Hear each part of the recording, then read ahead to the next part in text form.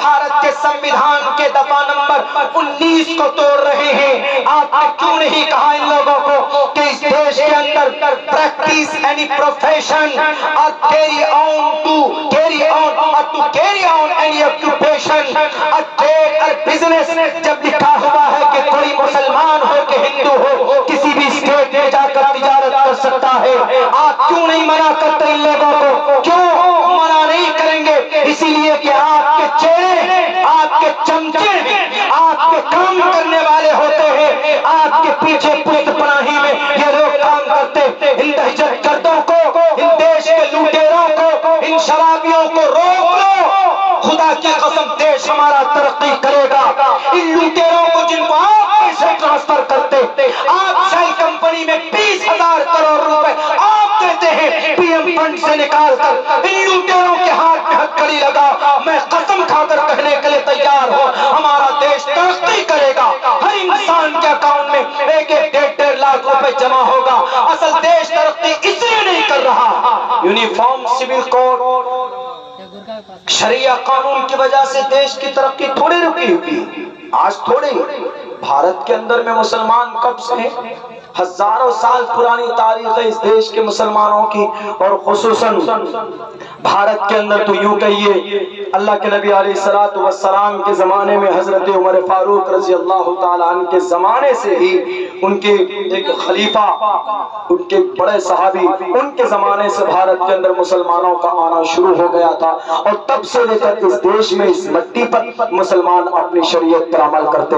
اتراکھنڈ کے اندر الٹیمیٹم لکھ دیا کہ نہیں نکل جاؤ، وہاں کے مسلمان اس لیے ترقی کر رہے ہیں کیونکہ وہاں کے مسلمانوں نے ایمانداری سے اپنی تجارت اور اپنے بزنس کو آگے کیا ہے۔ انہوں نے محمد رسول اللہ کے سنت کے مطابق تجارت شروع کی تو اللہ تبارک و تعالیٰ نے ان کی تجارت میں، ان کے کاروبار میں برکت عطا کیا، تو وہ لوگ آگے بڑھے۔ تو تمہارے پیٹ میں کیوں درد ہوتا ہے؟ تم صرف سر پر ماتھے پر کفن باندھ لو، اس کے بعد کہتے پھرو کہ نہیں دیکھو ہم کر رہے بزنس، ہماری ترقی نہیں ہو رہی، ان کی ترقی ہو رہی، اسی لیے لو دھمکی۔ اس سے دیش آگے نہیں بڑھے گا، اس سے ہمارا دیش کمزور ہوگا، آؤٹ آف کنٹری کے اندر ہماری اس دیش کی بدنامی ہوگی۔ جتنی کوششیں کرنا کر لو، جتنی کوشش کرنی ہو، بہت پہلے سے کوشش ہو رہی شریعت کو بدنام کرنے کی، شریعت کو مٹانے کی۔ مٹنا تو دور کی بات ہے کیونکہ اللہ نے صاف کہہ دیا کہ اللہ کا قانون کبھی بدل ہی نہیں سکتا، مٹ ہی نہیں سکتا، لا تبدیل لکلمات اللہ۔ دوسری بات ہے کہ جو لوگ بدنام کرنے کی کوششیں کرتے ہیں، کبھی کشمیر فائل بنا دیتے، کبھی کیرلا سٹوری بنا دیتے۔ کیرلا سٹوری میں 32,000 لڑکیاں کنورٹ ہو کر سیریا چلی گئی، وہ اس میں داعش میں جوائننگ ہو گئی۔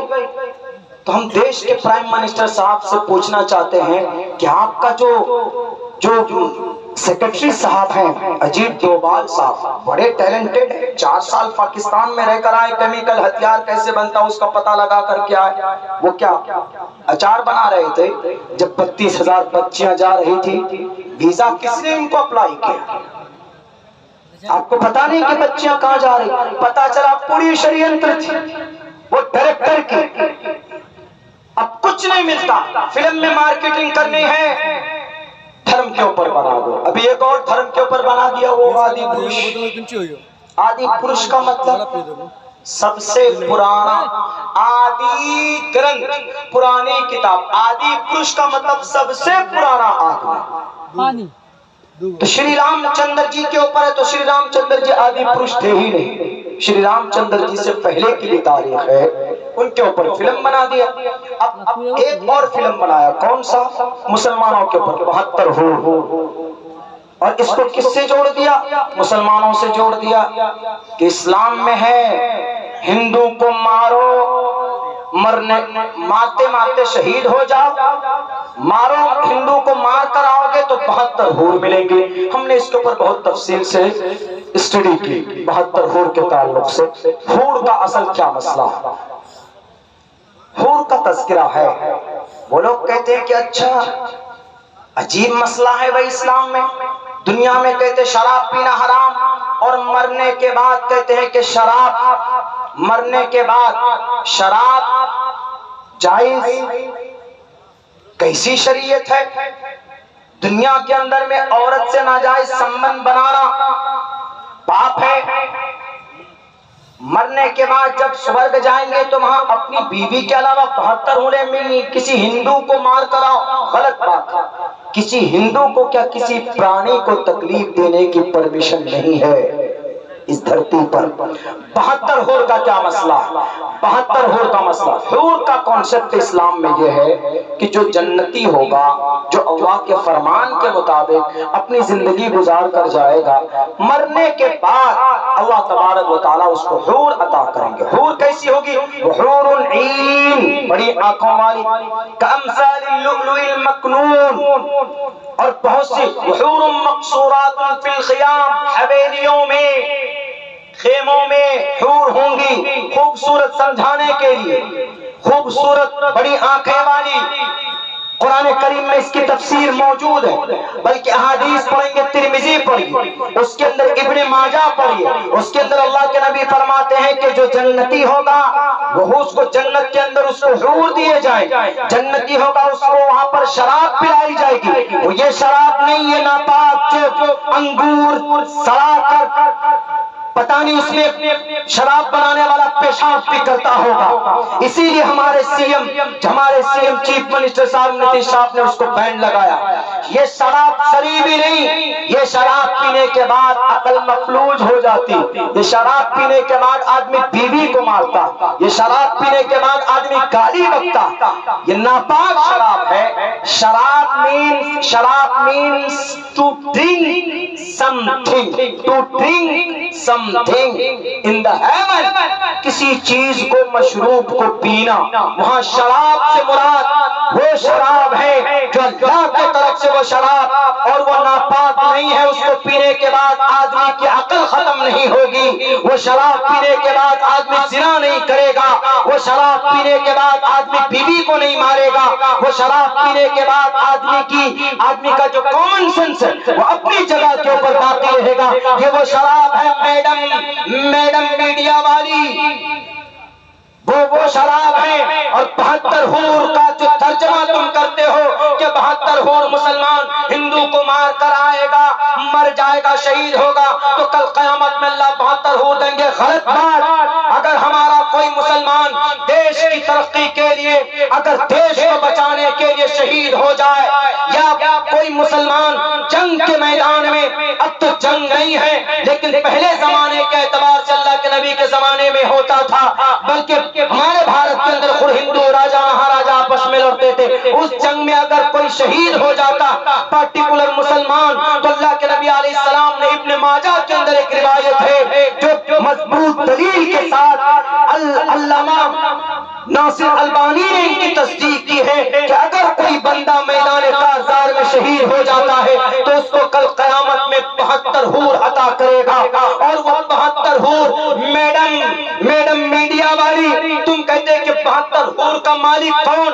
72 حور کی نگران اعلیٰ، ان کا سپہ سالار، ان کا مکھیا، اس شوہر کا بیوی، وہ اس کا ذمہ دار ہوگا.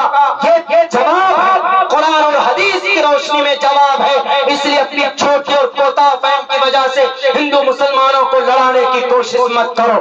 اور رہی بات، جو بھی بات ہم یونیفارم سول کوڈ کے تعلق سے بات کر رہے ہیں، ہم کو ادھیکار ہے، ایک ناگرک ہونے کا ادھیکار ہے کہ آپ کا یہ یونیفارم سول کوڈ یہ بھارت کے سنویدھان کا آرٹیکل نمبر 25 کے خلاف میں ہے، آرٹیکل نمبر 14 کے خلاف میں ہے، آرٹیکل نمبر 19 کے خلاف میں ہے، آرٹیکل نمبر 26 کے خلاف میں ہے، 27 کے خلاف میں ہے، 28 کے خلاف میں ہے. بولنا ہمارا ادھیکار. میری رائے یہ، ذاتی رائے یہ ہے کہ یونیفارم سول کوڈ لانے سے دیش کی ترقی نہیں، بلکہ اگر دیش کی ترقی چاہتے ہو، یہ جتنے بھی ہندو مسلمانوں کے معاملات ہوتے موب لنچنگ کے، ان کے اوپر روک لگنا چاہیے. یہ ہماری 1114 سال پرانا مدرسہ بہار شریف میں جلا دیا گیا، ان کے اوپر کیس ہونا چاہیے. جنہوں نے جلایا 4000 کتابیں جلا دی، ان کتابوں کا معاوضہ ملنا چاہیے، ان کے اوپر کیس بک ہونا چاہیے، ان کو کیفر کردار تک پہنچانا چاہیے. ہمارے جو علماء کرام ہیں، ہمارے جو مفتیان کرام ہیں، ہمارے جو اللہ کے ولی وہ ہمارے گرو ہوتے، ان کا سمان ہونا چاہیے۔ اگر آپ قرآن و شریعت کی روشنی میں اگر ان کے مقام و مرتبے کو نہیں جانتے ہو تو اٹھائیے شریمد بھگوت گیتا 7ویں اور 8ویں ادھیائے کا منتر نمبر 18 اور 19 کے اندر الیکھ موجود ہے۔ کہا گیا صاف صاف لفظوں میں کہا بہونام جنمنا منتے جانوان مام پر پتیجتے واسودیو سرومتی سمہاتما سدرلبھا۔ صاف لفظوں میں کہا گیا کہ جتنے بھی پڑھے لکھے لوگ ہوتے ہیں وہ حقیقت میں ایشور کی طرف سے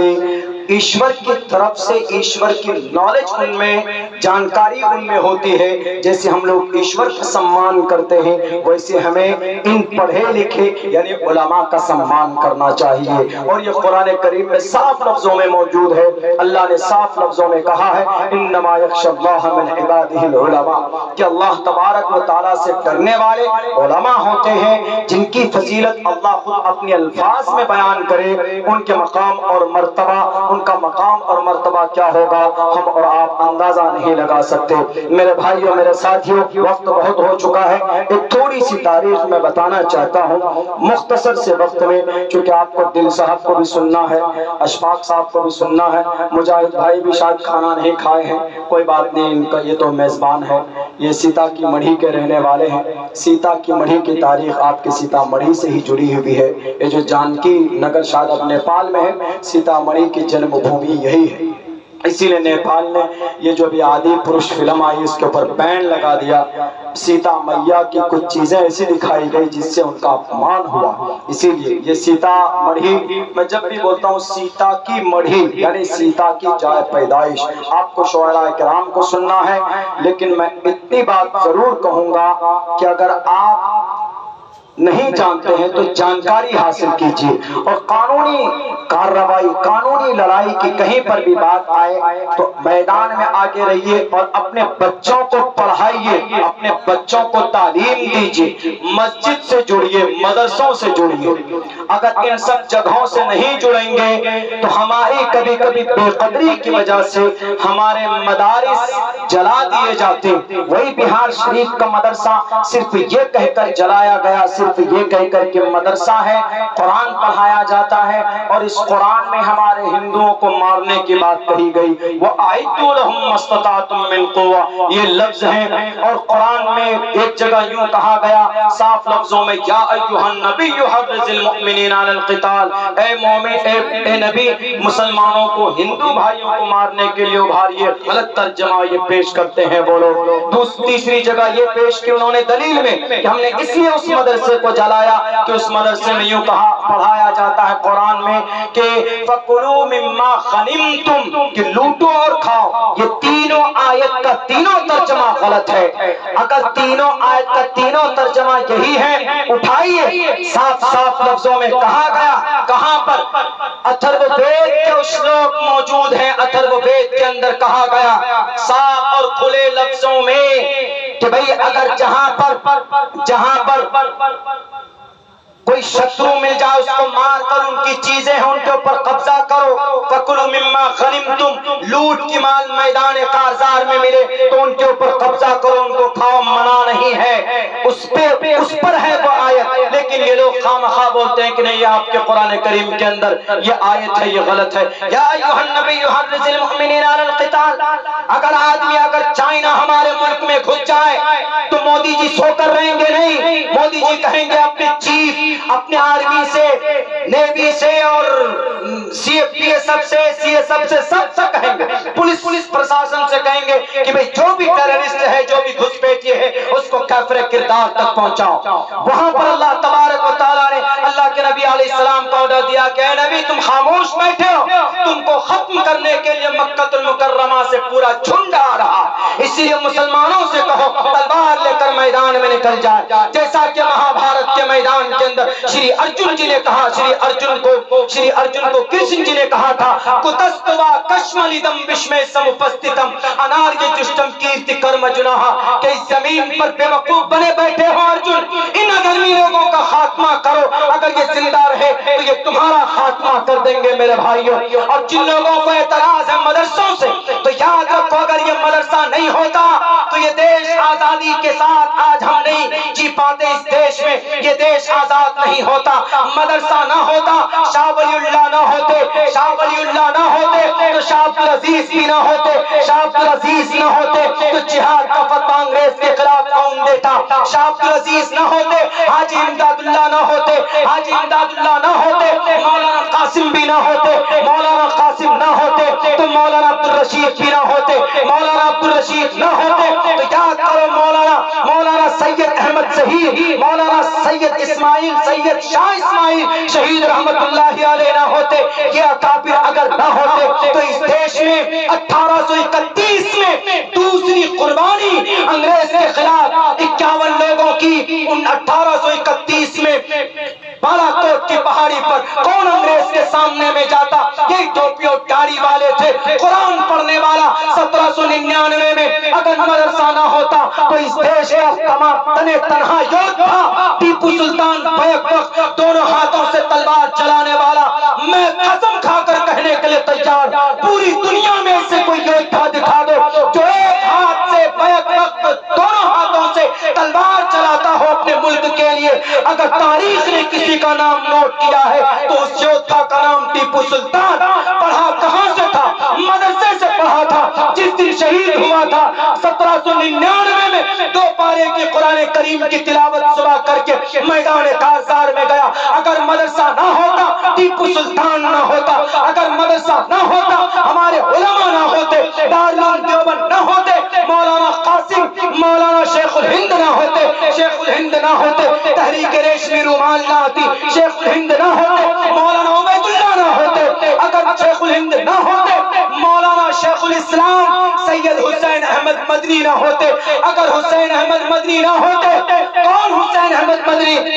مولانا ارشد مدنی کے ابا، مولانا اسد مدنی کے ابا، مولانا محمود مدنی کے دادا۔ اگر یہ نہ ہوتے انگریز کے خون کو ٹھنڈا کرنے والا کوئی مائے کا لال نہیں تھا۔ اگر مدرسہ نہ ہوتا تو 65,000 علماء کرام سولیوں پر نہ لٹکتے۔ مدرسہ چلانے والوں اگر مدارس نہ ہوتا تو یہ دیش آزاد نہیں ہوتا۔ آج دیش کی آزادی میں بڑی قربانی کن کی ہے؟ علماء کرام کی ہے۔ میں گیا ہوں جلیانوالہ باغ، جائیں گے جلیانوالہ باغ میں تو گیٹ پر ایک استھمب ہے سفید، نام سب کے لکھے ہوئے ہیں اس جلیانوالہ باغ میں۔ یہ تاریخ ہماری ہے۔ اس دیش کو آگے اگر جانا ہے تو ہندو، مسلمان، کرسچن، جین، بودھ، جو بھارت کا سمویدھان ہے، پریامبل ہے، وی دا پیپل آف انڈیا، ہم مل کر رہیں گے، ایک دوسرے کی مدد اور تعاون سے ہمارا ملک آگے جائے گا انشاءاللہ تبارک و تعالی۔ ہم دعا کرتے ہیں کہ اللہ اس ملک میں امن و امان کا ماحول بنائے، سب مل جل کر رہیں، ان راجنیتاؤں کی شرارت سے ہم عوام کی حفاظت فرمائے۔ یہ بڑے نالائق ہوتے، اپنے کرسی بچانے کے لیے کسی کو بھی ذبح کر دیتے ہیں، کرسی پانے کے لیے کسی کا بھی جنازہ نکال دیتے ہیں۔ مجاہد بھائی بہت اچھی طریقے سے سمجھتے ہیں میرے اس اشارے کو۔ اللہ سے دعا ہے اللہ کہنے سننے سے زیادہ عمل کی توفیق عطا فرمائے۔ بہت بہت شکریہ، جزاک اللہ۔ السلام علیکم ورحمۃ اللہ وبرکاتہ۔